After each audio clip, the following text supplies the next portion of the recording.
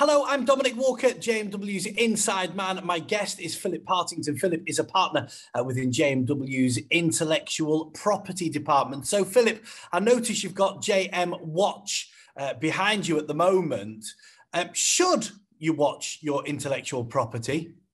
Well, that's a loaded question, Dominic. My view is yes, and I'll tell you why.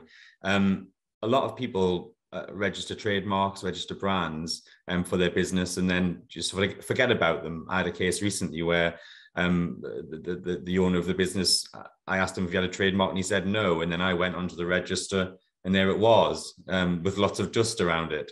But leaving a trademark and not figuring out what people are trying to do with similar marks is almost a missed opportunity, really.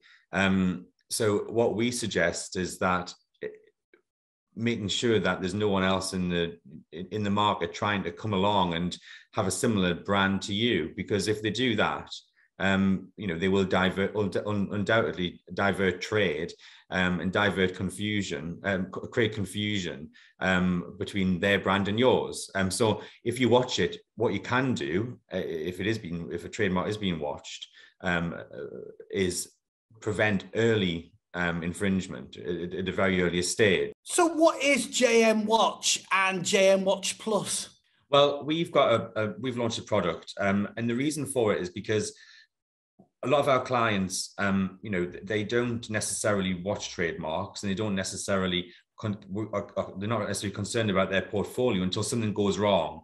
So what we've launched is this product, which is far more proactive.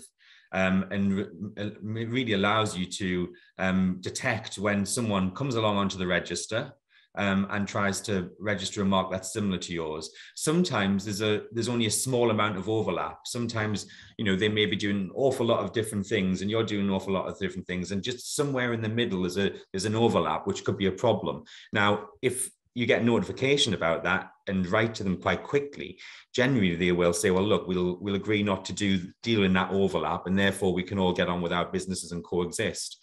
But if you didn't do that and they went off and invested heavily in that overlap, then they may well push back and spend lots of money on expensive lawyers and fight it all the way to the High Court and beyond, which is in no one's interest. So we launched JMWatch in 2022. It's really an attempt to systematically review the register to ensure that our clients' important brands are not being infringed, copied by others. And what happens is we get a notification at JMW. We decide whether or not it's useful or not, because of course, with any software, you pull up all sorts of false positives. We hopefully know our clients' businesses, so we don't send them lots of silly notifications saying this one's definitely a problem or this could be a problem. We know generally if it's going to be a problem, and we highlight the problematic overlap part. And it's up to our clients whether they want to take action or not. So that's JMWatch, and that allows you to detect the register. But from experience, infringers don't necessarily always try to register a trademark. So that we've come up with a product that allows us to detect real world, i.e. online infringement, relatively quickly. So for instance, the JMWatch Plus allows us to see whether someone's registering a company's house with a similar use of your key brand within the name. It also allows us to see whether any domain names are being registered, again, with your key brand, your client's key brand. Or alternatively, whether they've started to bid on your keywords in Google, and therefore coming up on Google searches or other search platforms, and ultimately allows you to figure out even earlier than potentially JMWatch and the registry searches, to figure out what those people are doing and how they're planning to infringe your brand. And again, early detection often results in early results and getting those infringers off your patch as quickly as possible. And you mentioned about early detection. I mean, is intellectual property valuable, Philip?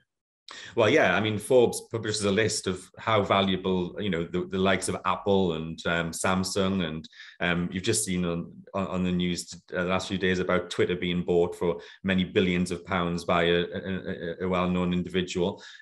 What they generally purchase, what they put their get their checkbook out for, is the brand, is the attractive force of a brand, and that can, you know, last for a long, long time. I always find it quite interesting. You know, most entrepreneurs, most business people will spend a lot of you know, sleepless hours and through the night worrying about if they've scratched their new BMW or car, and you know, making sure that it's all nicely and buffed and looked after properly and well catered for, and goes into the service station every 6 months to ensure everything's up to date. And that is an asset which loses its value. You know, a car in year one costs 20 grand, 30,000 pounds. It costs nothing when you go off and scrap it 10 years later. A trademark in the space of 10 years can go from a relatively minor asset of the business to something that's worth millions or billions of pounds in such a short space of time. If you'd have thought when they first registered the Twitter brand, what, you know, 20 years ago or so, and what it would now be worth, you wouldn't have believed me. You'd laughed at me at that point. But there are brands now, today, being registered, which will be the Twitter of 2030, 2040, perhaps. So yes, they're very valuable, and they should therefore deserve to be looked after just as you would with your prized possession, your nice new car outside, or whatever it may be. Philip, thank you so much for your insight. If you'd like to contact Philip, insideman@jmw.co.uk, or of course, as Philip says, you can call 0161 82 81 999. I'm Dominic Walker, JMW's Inside Man.